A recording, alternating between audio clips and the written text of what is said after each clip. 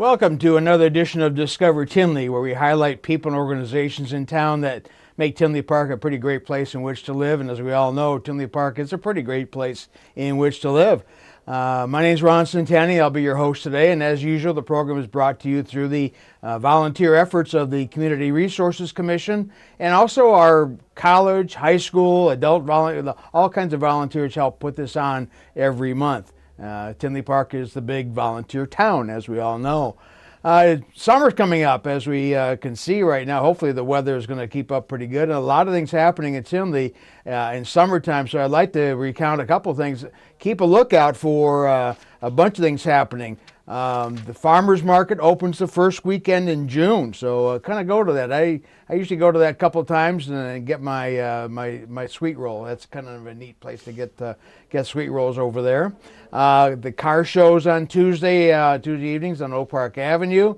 There's also music at the train station on Oak Park Avenue and also in the parks. Look at the village website and the park website as to when those are. Art shows at the Vote Visual Arts Center, the Tinley Park Block Party on July 15th coming up, and the benches are going to be out on Oak Park Avenue. There's a lot of things happening in Tinley this summer, so keep an eye on what's happening and when they are, and kind of get a lookout. I thought we'd have an interesting guest show today. We got a couple of interesting guests. One who is kind of retiring from a career, and we got a couple of guests who are going to be starting a career. So we got both ends of the spectrum coming up. Tinley Park has one of the newest churches in town. St. Stephen Deacon and Martyr started about almost 20 years ago. And the founding pastor and retiring pastor of St. Stephen, Father J. Finno, welcome to Discover Tinley. Thank you, Ron. Nice to be here with you. Yeah, the founding pastor. I was wondering, how did you feel when the Cardinal said you're going to be starting a church, a parish? It was a mixed feeling. You know, there was no structure. We had a farm field and a few things, but it's also a unique opportunity. The Archdiocese of Chicago, which is Cook and Lake County, there aren't too many new parishes being started, so there aren't too many priests that have the opportunity to start one. And it was very fortunate for me. Early on, about a month after the Cardinal called me down to his office in August, two deacons, Deacon Joe Stalkup and Deacon Ken Zawatsky, who lived in Tinley but had previously been working in other parishes, called me and said, would I like some help? Well, I'm not as dumb as I look, and you want some help right away. And I was very blessed to have them from the beginning. And then Karen Opid is our secretary, who my administrative assistant, and she's been really excellent from the beginning. And so I was fortunate. I also was very blessed in that I knew Mike O'Connell, who was the police chief at that time, from my time at a parish in Riverdale. And Mike really helped me to get acquainted with the community and was a huge help to me in getting started. So I had a good start. I knew some people because I've been on the south side for quite some, in the south suburbs since 1979. And so it worked out very nicely for me. But it was interesting. We worked out of a house for 3 years, and then we were able, after 2 years, to start on the building. And again, what year the we parish started? In the house in November of 1999. Okay. And then our first Mass, and we're very grateful to the school districts because we had our Masses on Sunday for 3 years at Prairie View Junior High, which is almost right across the street from us. And we also used some facilities at Andrew High School for religious education for a couple of years. And so when we started, we really had a lot of help from a lot of great people. And we gradually built up the community. We were able to open the church in November of 2002, and then we grew pretty rapidly. You know, we had about 700 registered households at that time, and within a year we had about 1,500, and we've grown to about a little over 4,000 households right now. 4,000? Yes, Oh my goodness. Okay. So we're very blessed to have a number of people registered and a lot of really wonderful people. So I feel I've been very blessed and fortunate. I must admit I wasn't anxious for building projects. I kind of laughed because we did some building at St. Lawrence O'Toole, and I said I was kind of done with building. But a friend of mine said, people plan and God laughs, and that was that was the way it worked out. Because when the Cardinal called me, he said, I want you to do this, and so that was it. But it's really been a great blessing. I've truly enjoyed my time here, and I've been blessed to meet many, many wonderful people. So I'm very fortunate.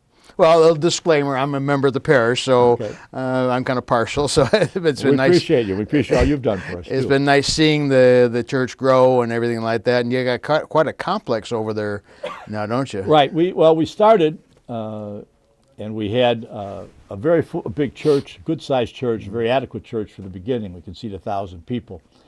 But we had a relatively small meeting room space. And so what we lacked was any kind of a hall.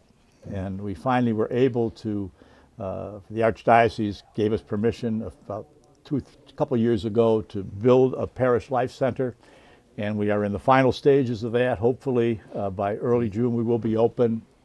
Construction, you always have one thing or another, but that will have a big hall that will also be able to be used as a gym. So we'll have places for larger gatherings.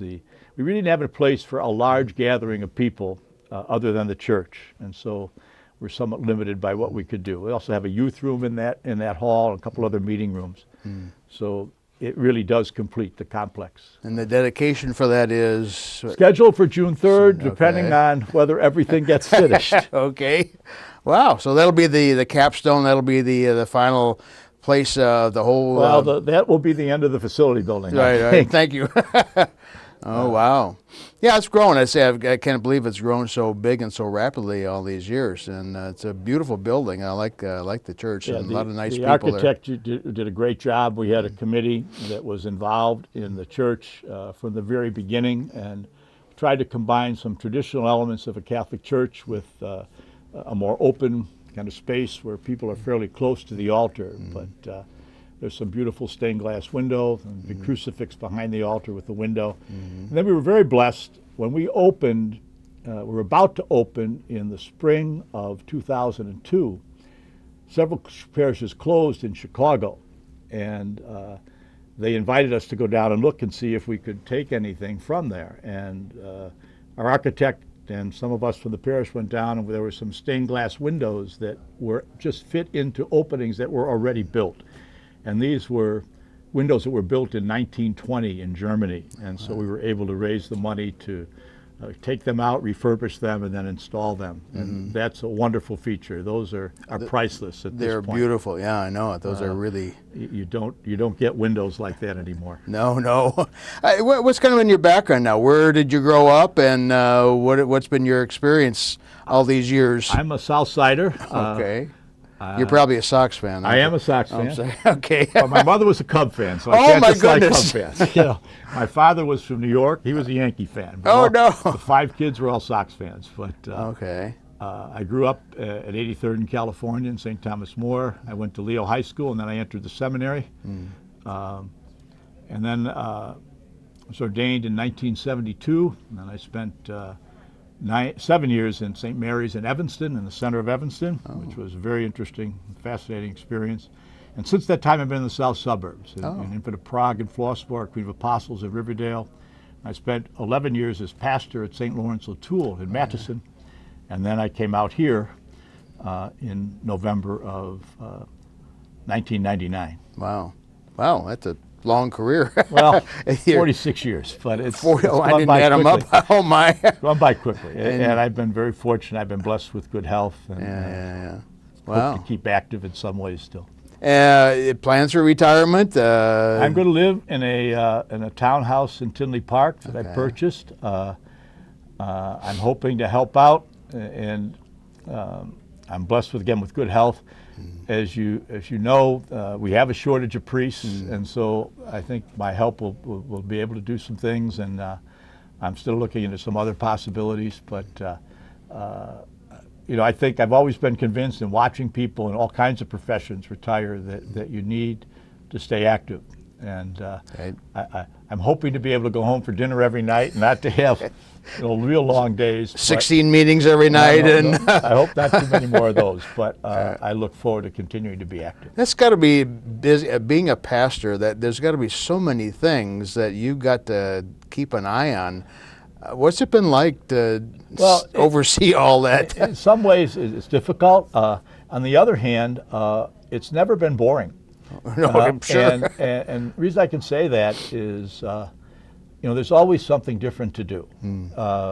It ranges from working with children, kids, dealing with very painful moments in people's lives, like deaths or serious illness, to the very happy moments, baptisms, weddings, just worship, and then just the work with people, and administrative work, which is the part that most people would not like. No. But as I said, there's always something to do, and I've really been blessed over the years. I've just met so many wonderful people that have really enriched me in many, many ways. Yeah. No, I've noticed especially the deacons we have at St. Stephen are just outstanding. How many deacons are there over there now? We have 7 deacons, Okay.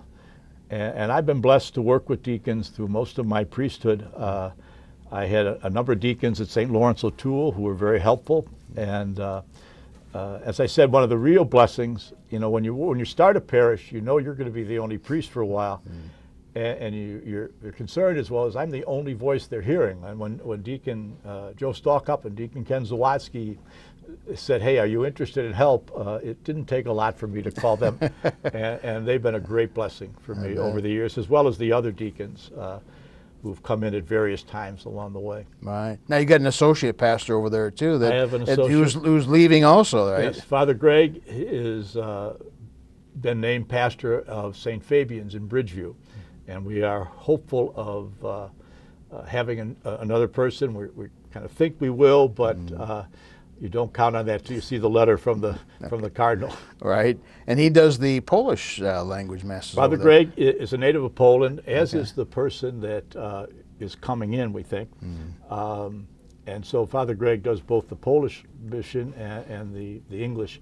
We started the Polish Mass at the request of Bishop Gustavo about 11 years ago, when Father Waldemar Stawiarski was our associate. Oh, yeah. And the idea was that many of the Polish people, as all immigrant groups, as they become more successful in their work and had opportunities, they've moved out into the suburban areas. And so it's really an area-wide thing, so that we would draw people from different suburbs. And parallel kind of thing, say Michael's in Orland Park has a Spanish Mass to serve those people. Okay. And we're very hopeful that we can keep that up. Good, good. I always ask people in different careers what made them get in that profession. So what made you think about the priesthood, or what got you into that vocation? Yeah, that's, I think it gets down to God's call, but you don't really know how that happens. I think my family was always a strong family of faith, but we didn't have any priests or religious in the family. But faith was very important to both my parents and to all of us, and they gave us a good education. And I started thinking about it when I was a junior in high school at Leo, and there were a group of 4 of us who talked with one of the brothers. Actually, a couple of us worked on the school newspaper, and he was the moderator, and we talked with him. And another fellow entered the seminary, another fellow entered the brothers. The other fellow became a doctor, and the others in the seminary. But that's when I entered the seminary, and as time went on, it really seemed to be what I felt God was calling me to. Wow. And what I felt comfortable and challenged also in doing. Wow. It's been pretty good so far. The ride been pretty good choice profession. It's been very good to me. I've been very, very blessed, beyond a doubt. I've met great people in every parish I've been, and I've learned a lot from people, and been an opportunity to work with a lot of different people in different situations. I worked with the Haitian community up in Evanston. I worked with various groups in the south suburbs. We worked a lot with trying to build bridges between different groups when I was in Madison. And so it's been very enriching. Working with different ministerial groups, both in Madison and here, I've been enriched by that too. Wow. Is there an overall philosophy of life you've developed over the years that's kind of gotten you through some of these times and gotten you through the whole I think it's when we were in the seminary, Bishop Gorman was the rector of the seminary. Bishop Gorman, who was a pastor at Orland Park before being named a bishop, and he was a bishop out here. And he really emphasized service and calling people to service. and saying first be a healthy human being and a healthy Christian, and then try to be a healthy priest. And I think that call to service and trying to serve people as best you can. And also, years ago when I was still a deacon, and I was in a parish in Mount Prospect, the man who was my supervisor, kind of when he was named a pastor, he talked about his own approach, and he talked about kind of four things of listening to kind of the voice of the Lord. I think both listening to God's word and also listening to what you learn from people, because I think I've learned a lot from people in many different ways, just listening to their experiences. And I find that particularly on retreat experiences, when people share their faith and a deeper part of their life, I've been very blessed with that. Kind of challenge, let the God's word challenge us, and at the same time, kind of challenge yourself, challenge the community, but always driven by a genuine concern for people, which love really is that sense of really genuine concern for the other. And then recognizing it's not going to happen immediately. There has to be patience. Right. And I think more and more, I think an overwhelming feeling that gratitude is so important in every Christian life. To recognize, first of all, I'm blessed by God's gifts, and to see the gifts that I'm blessed with. Sometimes you take it for granted. I get up in the morning, and most of the time I can move around pretty well, and not everybody is so lucky. And they're almost 72 years old. Okay. I'm blessed with my basic needs are satisfied. If it's snowing or raining, I've got a place to go. Right. And I've never been, terribly hungry. I've never been wealthy, but I certainly have never been poor. And well, that's very you've blessed. done a fantastic job over the years. I know a lot of people have a high regard for you and what you've done for St. Stephen. So thank you for all your years of service, and particularly to St. Stephen. And hopefully you have an enjoyable retirement. Well, thank you, Ron, and I hope to stay active. And again, I'm grateful to you as kind of one of the many people at St. Stephen who have been very good to work with and very good to me. Thank you. Father J. Finno, founding pastor and retiring pastor of St. Stephen Church, Deacon and Martyr. Good luck to you. Thank you. Thank you very much. One of Tinley Park Community Resource Commission's functions is to have a scholarship competition every year for our high school students. And we offer 6 $1,000 scholarships to various students throughout Tinley Park. And we're going to have 2 of them on our show tonight. I'd like to read out the names of 4 of the others, and then we're going to talk to our 2 scholarship winners on TV. Matthew Jung, Victoria Bizzotti, Caitlin Harold, and Adele Gettig are 4 of our scholarship winners. And with us today are 2 more, Vincent Zampillo and Hinal Patel. Did I pronounce it right? Sort of. Hinal. Yeah. Okay, Hinal Patel. Thanks for coming to Discover Tinley, and congratulations on winning the scholarships. So obviously you did much better than most other kids in Tinley Park. What school did you go to? Obviously, it looks like you went to Brother Rice High School, huh? You go there? That is correct. Okay, and what school do you go to? I go to Victor J. Andrew. Okay, so very local. So what? Now you said what about the scholarship? You got the scholarship. What things are you going to remember about high school? What kind of things are important to you that high school meant to you over the years? Well, many things for me when it comes to high school have been important over the years. One of the most important things that I've actually had is my counselor. My counselor, Ms. Santos, has been superb at helping me. You see, I have autism, specifically Asperger's. I'm on the spectrum. So I don't quite grasp things socially as well as others do. But I am able to use an ability I like to refer to as hyperfocus to help me do well in classes. Part of the reason probably why I got the scholarship in regards to the grades. Mm-hmm. But socially I have some difficulties. You've been pretty good, and I read your recommendation for you. She gave you a very flattering recommendation. So thank goodness you had a good impression upon her. How about you? What are you going to remember about high school? There's 2 main things that's important to me. Parish Diversity was one club that not only helped shape me, but also helped me reach out not only my culture but other people's culture. And the other thing about high school that I loved was my anatomy class, which was taught by Miss Johnson, which is one of my favorite teachers. She was also my bio teacher, so she actually taught me grow up all my 4 years, as well as a freshman and as a junior and now as a senior. She like that whole class and then the environment. It just made you appreciate about science and then the subject, and as well as like help you like understand like what teachers do for their students. Wow, very good. And activities. Now I saw your list of activities. We're not going to list all of them because we'd be here for half an hour. Give me a brief idea of some 3 or 4 activities that really meant a lot to you. What are 3 school activities? Oh, sorry, I didn't mean to interrupt you. Well, the one that means the most to me by far currently is definitely robotics. Crusader Robotics has been quite interesting.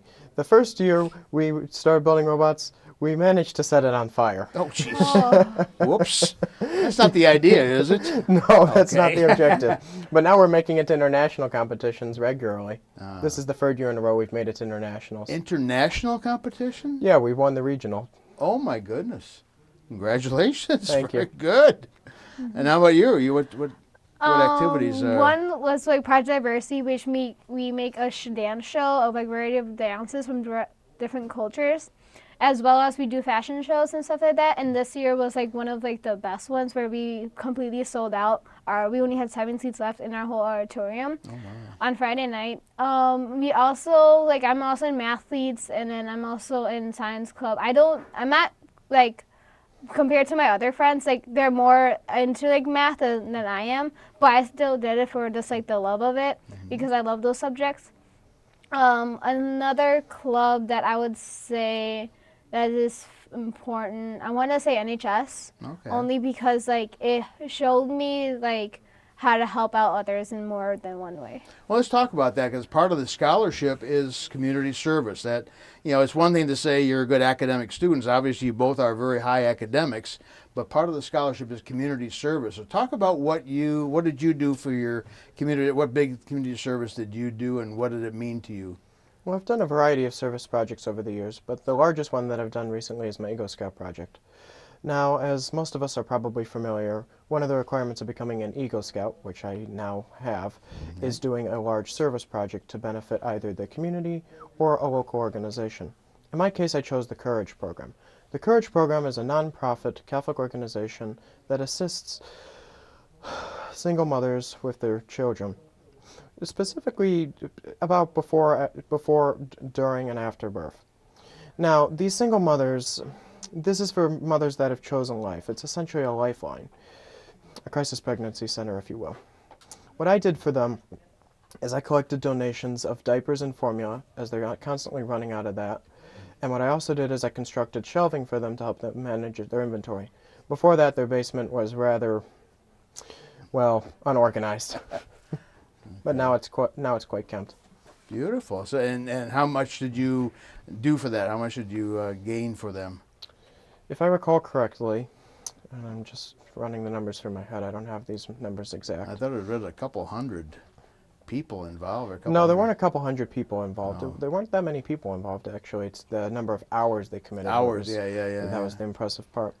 But when it comes to the numbers, over 10,000 diapers, over 500 ounces of formula, and 4 steel shelving units. Oh my goodness! Wow, very good, tremendous, beautiful. And how about you? What was your community service that you really highlighted, or what's highlight to you? My main community service was volunteering at Patel Hospital. I volunteered there for 4 years. I have over 300 hours. How many hours? 300. Oh my just from goodness. Palis. The main reason I joined was not only to help me introduce, get to know other people, but also help me get to know the medical field and how because I was planning to go, but I didn't know if I want to be a doctor or a nurse. But throughout volunteering my 4 years, I saw how much nurses impacted not only their patients but the people around them. So that's why I'm reason of going into nursing in the future. Beautiful. And what are you going into now? I'm going into engineering. Wow, robotics. Possibly. Wow. Okay. Have you guys got schools in mind that you are looking at? I'm going to Loyola. Okay. So Okay. I actually have the shirt on since we had a college shirt day. I'm going to Dayton. Dayton. Okay, very University of Dayton. very good. Okay, those are nice schools. Both very nice schools. One city school and another distance school. Okay. Yes, it is. What's important about doing community service? Why would you recommend other teenagers do community service? Well, there's a variety of reasons for doing community service, but it predominantly comes down to being part of the community as part of it. For one thing, if you're not part of the community, well, you're not really doing much. Okay. But assisting community through volunteer instead of doing it for profit is quite important because, quite simply, we can't manage a community without service. Service is essential for life, as it is a service-based economy, but it's also a service-based world. Additionally, I also find that service helps connect people to things that they might not be. For example, in your diversity club, what it sounds like is that you're connected to other cultures.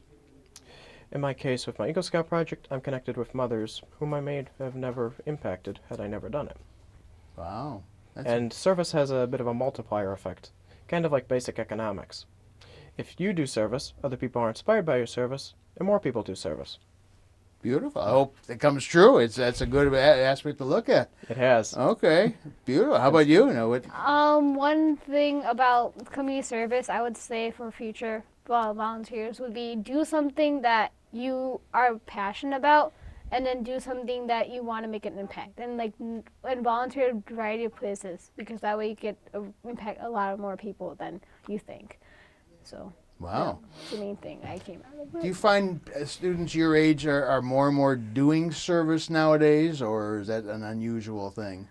I think people want to make an impact now.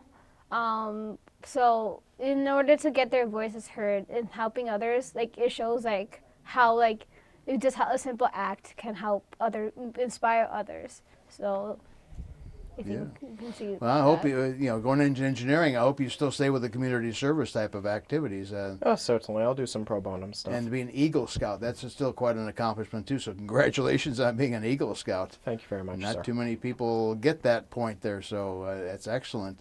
Well, you guys have done a tremendous job, and congratulations again on being scholarship winners.